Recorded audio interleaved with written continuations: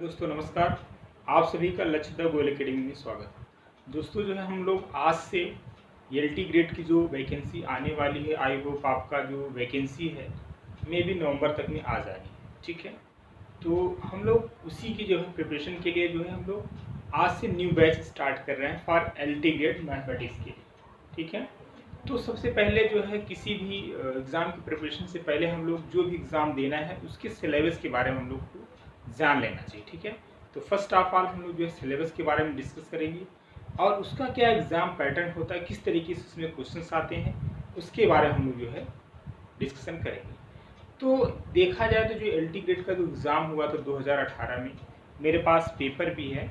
ठीक है, तो इस पेपर को देख के जो है इसके स्टैंडर्ड को जो है आपको आइडिया लग जाएगा क्या इसका स्टैंडर्ड है, किस तरीके से क्वेश्चंस आते हैं। तो यदि बात की जाए नंबर ऑफ क्वेश्चंस की, तो 2018 में जो है 150 क्वेश्चन आए थे, जिसमें से 1 से 30 तक जो है आपका सामान्य अध्ययन था जो सबके लिए कॉमन होता है, और 31 से लेकर के जो 150 इट मीन्स जो है 120 क्वेश्चन जो है मैथमेटिक्स का रहेगा और 30 क्वेश्चन जो है जीएस का रहेगा। ठीक है, तो ये क्वेश्चन का जो है नंबर ऑफ क्वेश्चन थे और समय आपका जो है 2 घंटे रहेगा और पूर्णांक जो है कितना रहेगा 150 नंबर का। ठीक है, तो अब देखना क्या है कि भाई इसका जो पेपर का जो लेवल था, पेपर इजी भी नहीं कहा जा सकता और पेपर जो है ज़्यादा टफ भी नहीं था। ठीक है, तो अब इसी चीज़ को जो है हम लोग आपको जो है इसको जो इसका जो पीडीएफ फॉर्म में आपको पेपर हम प्रोवाइड करा देंगे और इसका सलूशन भी हम आपको प्रोवाइड करा देंगे। ठीक है, तो आप जो है अभी इसको हम अपलोड कर देंगे, आप जो है टेलीग्राम में जाके आराम से पेपर को देख लीजिएगा। फिर हम जो है अपने इस चैनल पे जो है ऑलरेडी इसका सारा सोल्यूशन जो है हम आपको प्रोवाइड कराएंगे। इसका ही नहीं, अब तक जितने भी एग्ज़ाम हुए हैं, टीजीटी हो, पीजीटी हो, जीआईसी हो, कुछ भी यानी एनईवीएस, केवीएस, सारे एग्ज़ाम के जितना पेपर हमारे पास अवेलेबल है हम सभी का सोल्यूशन आपको प्रोवाइड कराएंगे। रीज़न ये है कि भाई जो एग्ज़ाम में पहली बार सोल्यूशन मिलते नहीं, जो मिलते भी हैं उसमें सबसे बड़ा प्रॉब्लम इतना मिसिंग रहता है कि आपके लिए कहीं की दिक्कत करेगा। और सबसे बड़ा प्लस पॉइंट ये है कि भाई आपको चाहिए क्या, नंबर ऑफ क्वेश्चन ज़्यादा फॉर प्रैक्टिस के लिए। तो हमारा सबसे पहला जो सजेशन होगा प्रैक्टिस के लिए, आप करिए क्या कि जो है जितने भी प्रीवियस ईयर के क्वेश्चन पेपर आए हैं पहले उसको आप सॉल्व कर लीजिए। ठीक है, उसके बाद जो है आप जो भी समय बचता है उसको करिए। यदि आप देखना चाहेंगे तो भाई जब से टीजीटी पीजीटी एग्जाम हो रहे लगभग हर ईयर का जो है देखा जाए तो कम से कम 1000 से ज़्यादा ही क्वेश्चन हम आपको देंगे। ठीक है, तो उसमें होंगे क्या, सारे क्वेश्चन पेपर के सोल्यूशन होंगे। ठीक, और उसके बाद जो है हम बात कर लेते हैं सिलेबस के बारे में। इसका जो सिलेबस क्या है, सिलेबस अच्छा खासा है। सिलेबस इतना जल्दी एक आप ये सोचो कि 1 या 2 महीने में फिनिश हो जाए, ऐसा नहीं है। इसके लिए आपको समय देने की ज़रूरत पड़ेगी। जैसा कि आपने देखा है कि जो अभी एग्ज़ाम का रिजल्ट है पीजीटी मैथमेटिक्स का, इस तरीके से जो कट ऑफ जा रहा है उसको देख के लगता है कि चीज़ें जो है अब इतनी आसान नहीं रहेगी। ठीक है, इसके लिए आपको पहले से मेहनत करना पड़ेगा। ठीक है, ये देखिए 1 डे प्रोसेस नहीं होता, पता चला आपकी जब एग्ज़ाम की डेट आ गई या जब फॉर्म आप भरना शुरू किए तब तैयारी करना शुरू करेंगे तो कहीं ना कहीं दिक्कत आएगी, है ना। दिक्कत इन द सेंस ये है कि भाई जैसे एग्ज़ाम का फॉर्म आया, कितना समय मिलता है एग्ज़ाम को, एग्ज़ाम के फॉर्म और एग्ज़ाम होने के बीच में कितना गैप है, मुश्किल से 2 या 3 महीने मिलेगा। ठीक, इससे ज़्यादा नहीं मिलेगा। और रही बात 2-3 महीने में आपकी तैयारी नहीं हो पाएगी, इस चीज़ को समझिए, क्योंकि जो सिलेबस है आपका इतना छोटा सिलेबस नहीं है। ठीक है, जो जीएस पार्ट है उसको भी आपको करना चाहिए और देखना भी चाहिए। आप ये सिर्फ जो मैथमेटिक्स चीज़ें थोड़ी सी आसान भी हो जाती हैं। ठीक है, आप थोड़ा सा उसको भी देख लेंगे तो आपका मार्क्स और अच्छा हो सकता है। हालांकि जो प्रीवियस रिकॉर्ड रहा है 2018 के जीआईसी का, उसमें तो सीटें भी खाली चली गई थी, जो कट ऑफ था वो भी लोग क्लियर नहीं कर पाए थे, है ना। तो उतना चीज़ें एलटी में दिक्कत नहीं आएगी जिस तरीके से पीजीटी में होता है, जितना पीजीटी में जो कट ऑफ जाती है ऐसा नहीं होगा। ठीक है, या इवन जो इस तरीके से अभी जो एग्ज़ाम जीआईसी लेक्चरर मैथमेटिक्स का हो उसका भी जो प्री का कट ऑफ वो भी बहुत इतना ज़्यादा हाई नहीं जाए, क्योंकि उसको मेंस कराना है अभी। ठीक है, तो इसलिए प्री का पेपर भी थोड़ा सा कुछ ईजी ही बनाया गया था। आज तो हम जो है एलटी का स्टार्ट कर दे रहे हैं, एलटी ग्रेड मैथमेटिक्स का और टीजीटी पीजीटी का। टीजीटी पीजीटी की संभावना है आने की, लेकिन इतना जल्दी चांस नहीं है, ये भी फैक्ट है। लेकिन आप ये सोच के चलेंगे जब वैकेंसी आएगी तब प्रिपरेशन करेंगे तो सही नहीं होगा, आपको तैयारी अभी से करना शुरू कर देना चाहिए। ठीक है, तो एलटी मैथमेटिक्स को तो आने तय है, आई होप नवंबर तक में आ ही जानी है, या लेट होगा तो एग्ज़ाम कराने में जो गैप होगा वो उतना ज़्यादा नहीं होगा, जितना फॉर्म आने में लेट होगा। आप ये समझिए एग्ज़ाम अपने टाइम पे, जैसा कि आपने देखा था जो जीआईसी लेक्चर का एग्ज़ाम होना था जून में होना था प्री, लेकिन जो उसका जो मेंस होना था दिसंबर में पहले भी था और अब भी दिसंबर में ही है, उसमें चेंज नहीं आया। ठीक उसी तरीके से अल्टीम भी होगा, यदि फॉर्म आने में लेट भी होता है तो एग्ज़ाम आपका अपने उसी टाइम पे होगा जो आयोग ने जो है डिसाइड कर रखा है, या जो ऑलरेडी प्री प्लान है। ठीक है, तो अब हम लोग जो है सिलेबस के बारे में बात कर लेते हैं। और सबसे बड़ी प्रॉब्लम ये आती है मैथमेटिक्स के साथ कि जो है आप पढ़ाई तो कर लेते हो लेकिन प्रैक्टिस नहीं हो पाती। जब तक अच्छा खासा समय ना हो तो प्रैक्टिस उतनी अच्छी नहीं हो पाती। रीज़न क्या होता है, आपको लगता भी है ठीक है हमने ये है पढ़ लिया भाई, ऐसा है ये टॉपिक ऐसे, बहुत जल्दी होता भी है, समय ज़्यादा मैथमेटिक्स को पढ़ने में नहीं लगता। लेकिन जो मेन होता है प्रैक्टिस, आप उसी क्वेश्चन को यदि आप ओरल पढ़ते हैं, ठीक है, बिना सॉल्व किए बिना खुद प्रैक्टिस करके 2-3 बार, तो कहीं ना कहीं आप जब एग्ज़ाम हॉल में बैठेंगे तो आप कहीं न कहीं किसी स्टेप में ज़रूर फंसेंगे, और नहीं भी फंसेंगे तो आपका समय लग जाएगा। और कंपटीशन किस बात का है, सिर्फ समय का है ना। क्वेश्चन देखा जाए तो सभी जो तैयारी कर रहा है सब कर ले जाएंगे। बहुत अच्छा ऐसा भी नहीं होता बहुत पेपर हार्ड आता है, ऐसा कुछ नहीं। आप ऑलरेडी देख चुके होंगे जैसा कि आपने पीजीटी में देखा है ना। तो पेपर का लेवल ठीक, लेकिन हाँ उतना समय कम मिलता है कि 2 घंटे में जो है 90 क्वेश्चन 100 क्वेश्चन बहुत बड़ी बात है ना। ज़्यादा से ज़्यादा आप 70-75 ज़्यादा सॉल्व कर करके, इससे ज़्यादा आप कर ही नहीं सकते। ठीक है, इससे ज़्यादा करने के लिए एक है कि आपको अच्छी खासी प्रैक्टिस होनी चाहिए। इवन इतनी अच्छी प्रैक्टिस होनी चाहिए जो बहुत अच्छे क्वेश्चन हैं उनका आपको सोल्यूशन भी याद होना चाहिए। ठीक है, तभी आप चीज़ों को क्रैक कर पाएंगे। ठीक है, ये जो है प्लान है। और रही बात बुक की भी बात, काफ़ी लोग करते हैं कि बुक बता दीजिए। मार्केट में सच्चाई में आपको बताऊँ, मार्केट में ऐसी कोई बुक नहीं आती जो सारा सिलेबस कवर करे। ठीक है, जो सारा सिलेबस कवर करे। सबसे पहले मैं आपको यही सलाह दूंगा, जितना आपने भाई आपने पीजी किया है, यूजी किया है, इंटर किया है, तो जो बुक आपने एटलीस्ट पढ़ रखा है या जो आपके पास है अवेलेबल है, पहले आप उसको तैयार करें। ठीक है, वो भी आपके लिए सफिशियंट होता है। सच्चाई ये भी है कि यदि आप एलटी की बात करो तो आप 9 to 12 इवन 11-12 की मैं बात कर रहा हूँ, आप पूरी एनसीईआरटी जो भी आपने, यदि आपका सीबीएसई बोर्ड रहा होगा तो एनसीईआरटी आरडी आरएस जो भी आपने पढ़ा, यदि आप वो भी अच्छे से कर ले जाते हैं तो भी सिलेक्शन 100% हो जाएगा, इसमें कोई डाउट नहीं।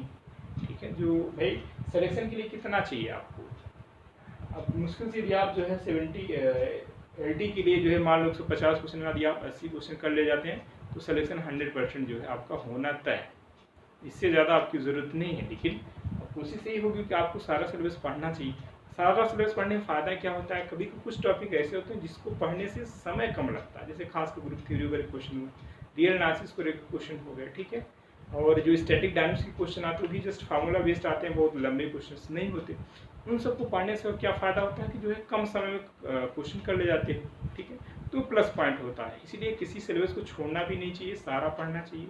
ठीक है, और सारा पढ़ने के लिए आपको क्या होना चाहिए, आपके पास समय होना चाहिए। ठीक, तो चलिए हम 1 बाय 1 सिलेबस को डिस्कस करते हैं। तो जो सिलेबस की बात करें तो यहाँ पे हम सारे टॉपिक को तो नहीं लिखें, जो मेन टॉपिक हैं। अब उसके जैसे अलजबरा है, अलजबरा में कई सब टॉपिक हैं। ठीक है, तो कुछ हमने टॉपिक यहाँ पे नाम ले लिए हैं, और नंबर ऑफ क्वेश्चन उस टॉपिक से कितने आए हैं उस चीज़ को जो है हमने इस चीज़ को देखा, एनालिसिस किया, तो लगभग जो है हमें कुछ 1-2 क्वेश्चन फ्लक्चुएट कर सकता है इधर उधर, ऐसा नहीं कि एग्जैक्ट वही हो, लेकिन लगभग जो है कुछ नंबर ऑफ क्वेश्चन टॉपिक से उतने ही आए। जैसे कि बात करें, मैं अलजबरा की बात करूँ तो अलजबरा में जो थ्योरी ऑफ इक्वेशन है इसमें से लगभग 5 to 6 क्वेश्चन आए थे आपको एग्जाम में। ठीक है, और जो एपीजीपी एसपी है सीक्वेंस एंड सीरीज, में से लगभग 7 क्वेश्चन आपको मिल गए थे देखने को।